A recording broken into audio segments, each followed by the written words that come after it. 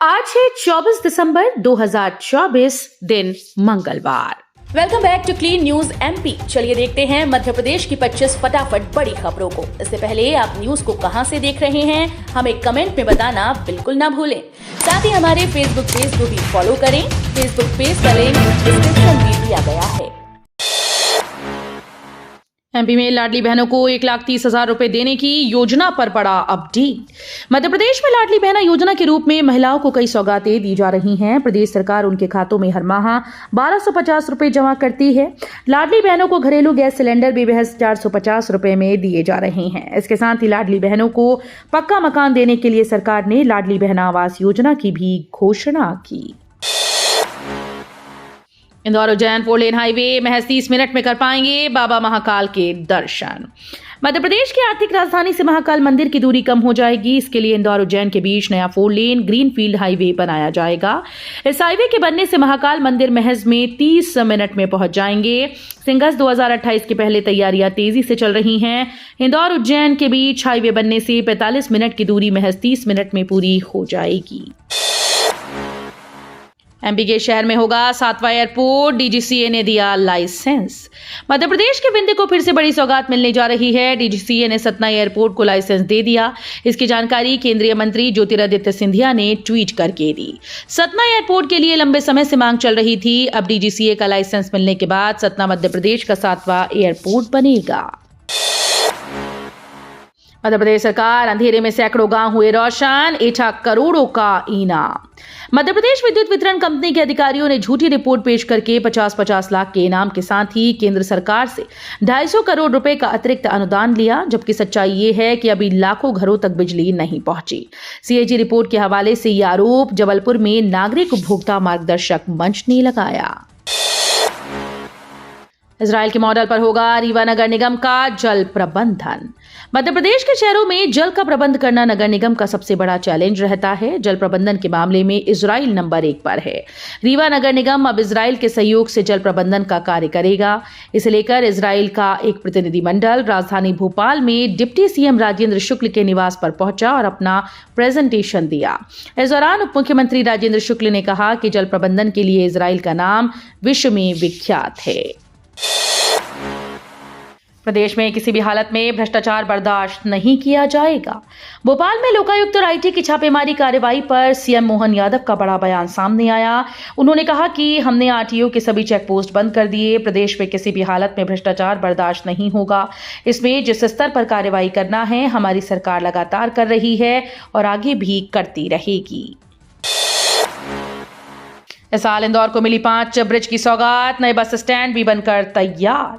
वर्ष 2024 अब बीत रहा है। नए साल इंदौर के विकास की नई राह लेकर आएगा, लेकिन वर्ष 2024 ने इंदौर की राह आसान की। इंदौर वासियों को 5 ब्रिज की सौगात मिली। इसके अलावा 2 नए बस स्टेशन भी बनकर तैयार हो गए हैं। फिलहाल इंदौर में 5 नए ब्रिज बन रहे हैं जो अगले साल तक पूरे हो जाएंगे। आरटीओ के पूर्व सिपाही सौरभ समेत 4 को समन। भोपाल के जिस आरटीओ के पूर्व कांस्टेबल सौरभ शर्मा के घर लोकायुक्त की टीम ने छापा मारा, उसके खिलाफ आरोप तय कर दिए हैं। उसके खिलाफ आय से अधिक संपत्ति मामले में एफआईआर दर्ज कर ली गई। वहीं उसके साथ चेतन सिंह को भी आरोपी बनाया गया। साथ ही आरोपी सौरभ शर्मा समेत 5 लोगों को समन जारी किया गया। बता दें कि मामले की जांच के लिए 3 टीम्स का गठन किया गया है। यह कांग्रेस के धमकीबाज और गुंडागर्द प्रदेश अध्यक्ष। एमपी कांग्रेस अध्यक्ष जीतू पटवारी पर बीजेपी एक बार फिर से हमलावर हो गई। बीजेपी के प्रदेश मीडिया प्रभारी आशीष अग्रवाल ने इंदौर में प्रदर्शन के दौरान पुलिस अधिकारी से उनके धमकी भरे अंदाज में बात करने वाले वीडियो पर कहा, ये हैं कांग्रेस के धमकीबाज और गुंडागर्द प्रदेश अध्यक्ष।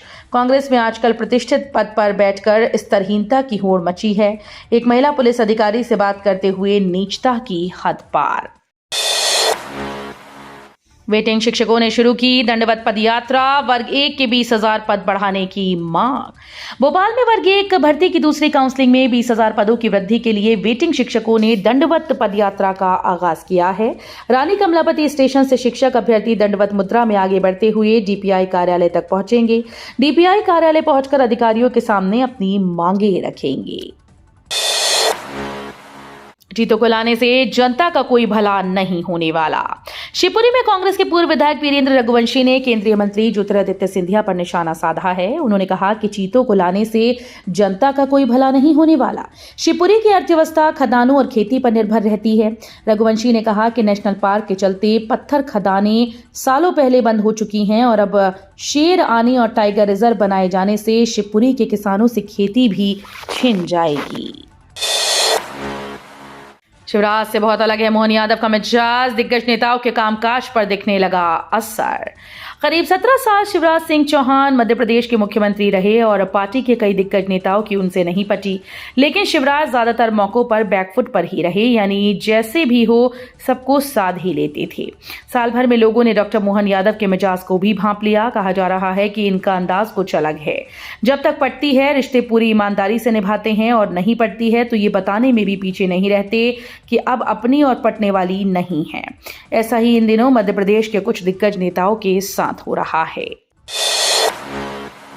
कांग्रेस का महाघेराव, भाजपा कार्यकर्ताओं पर केस दर्ज करने की मांग। इंदौर में प्रदेश कांग्रेस अध्यक्ष जीतू पटवारी के नेतृत्व में कांग्रेस कार्यकर्ताओं ने सोमवार को पुलिस कमिश्नर कार्यालय का घेराव किया।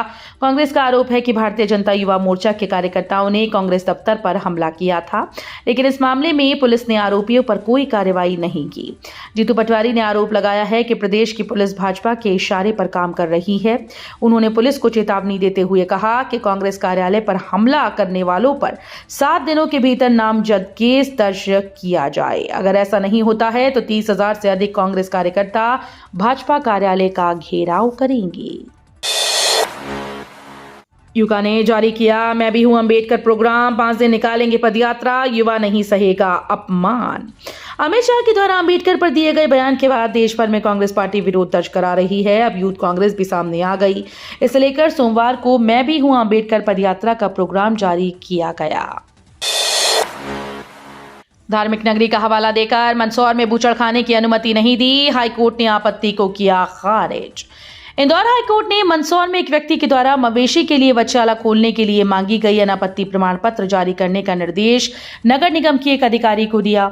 नगर निगम ने मंदसौर को धार्मिक नगरी का हवाला देकर एनओसी नहीं दी थी। कोर्ट ने इस आपत्ति को पूरी तरह से अस्वीकार्य बताया।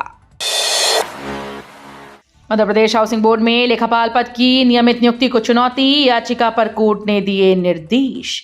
मध्य प्रदेश हाउसिंग बोर्ड में लेखापाल के पदों की नियमित नियुक्ति न किए जाने को लेकर हाईकोर्ट ने याचिका दायर की गई थी। याचिका में बताया गया कि हाउसिंग बोर्ड में कुल 58 लेखापाल पद स्वीकृत हैं, जिनमें से केवल 9 पदों पर ही नियमित अधिकारी नियुक्त हैं। इस पर हाईकोर्ट के जस्टिस विनय सर्राफ की एकल पीठ ने मामले का निराकरण करते हुए मध्य प्रदेश आवास और अधोसंरचना विकास मंडल के मुख्य प्रशासनिक अधिकारी को निर्देश दिया है कि 60 दिनों के भीतर याचिकाकर्ता के अभ्यावेदन का समाधान करते हुए स्पष्ट आदेश जारी करें। चौरई में धर्म परिवर्तन को लेकर हिंदूवादी संगठनों का हंगामा, पुलिस ने महिला को किया गिरफ्तार। चौरई नगर में उस वक्त बवाल मच गया जब वार्ड के क्रमांक 14 में धर्म परिवर्तन की शिकायत को लेकर हिंदूवादी संगठनों ने जोरदार प्रदर्शन कर हंगामा करना शुरू कर दिया। पुलिस ने मौके पर पहुंचकर यहां चल रही प्रार्थना सभा को रुकवाया। एमपी में एरियर पर बड़ा अपडेट, सर्विस बुक के नाम पर कर्मचारियों की करोड़ों की राशि अटकाई। मध्य प्रदेश में सर्विस बुक के नाम पर कर्मचारियों की एरियर राशि अटका दी गई। करोड़ों की राशि अरसे से बाकी है, जिससे शिक्षा विभाग के कर्मचारी और खासतौर पर शिक्षक परेशान हो रहे हैं। भिंड जिले में ही करीब 6500 शिक्षकों का औसतन 1 से 1.5 लाख रुपए का एरियर बकाया है। ये राशि करीब 65 करोड़ रुपए से ज्यादा की होती है। CSIR एमपी बना देश का पहला 5 star rated national laboratory. MP की नई बिल्डिंग को इंटीग्रेटेड हैबिटेट असेसमेंट के लिए ग्रीन रेटिंग में 5 स्टार प्राप्त हुआ। भवन का कुल क्षेत्रफल 13,428 वर्ग मीटर है। परिसर में एक एडमिन और रिसर्च ब्लॉक शामिल है। अंग्रेजी के अक्षर W के आकार की बिल्डिंग के भूतल पर विभिन्न प्रयोगशालाएं, विभाग और कमरे, लिफ्ट, रिसेप्शन आदि बनाए गए हैं। वेटिंग टिकट नहीं हुई कंफर्म तो 3 गुना मिलेगा रिफंड। IRCTC की पार्टनर कंपनी ने शुरू की सुविधा। बता दें कि ticket booking platform ixigo train ने ट्रैवल गारंटी के नाम से एक नया फीचर लॉन्च किया है। अगर आप इस फीचर का उपयोग करते हैं और चार्ट बनने के बाद भी आपका टिकट अगर वेटिंग लिस्ट में रह जाता है तो आपको टिकट की कीमत से 3 गुना ज्यादा पैसा वापस मिलेगा। एमपी में बनेगा पानी पुल, पीके सीलिंग परियोजना में 1870 करोड़ का बना प्रोजेक्ट। मध्य प्रदेश और राजस्थान में इन दिनों पार्वती कालीसिंध चंबल लिंक परियोजना की सबसे ज्यादा चर्चा हो रही है। ये परियोजना यूं तो दोनों प्रदेशों के 2 दर्जन से अधिक जिलों को लाभान्वित करेगी, लेकिन इससे एमपी के श्योपुर सहित चंबल संभाग के 3 जिलों में सिंचाई की मुख्य धुरी चंबल नहर का भी आधुनिकीकरण होगा। एमपी सरकार ने जारी किया साल 2025 की छुट्टियों का कैलेंडर।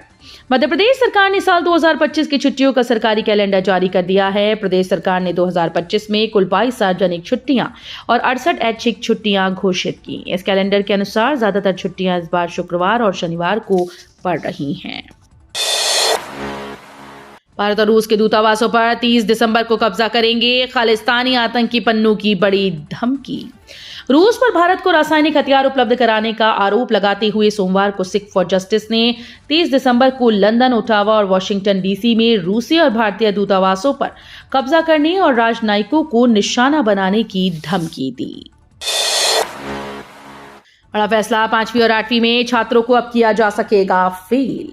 केंद्र सरकार ने बड़ा फैसला लेते हुए नो डिटेंशन पॉलिसी को खत्म कर दिया है। इसके तहत अब 5वीं और 8वीं की वार्षिक परीक्षा में फेल होने वाले छात्रों को पास नहीं किया जाएगा।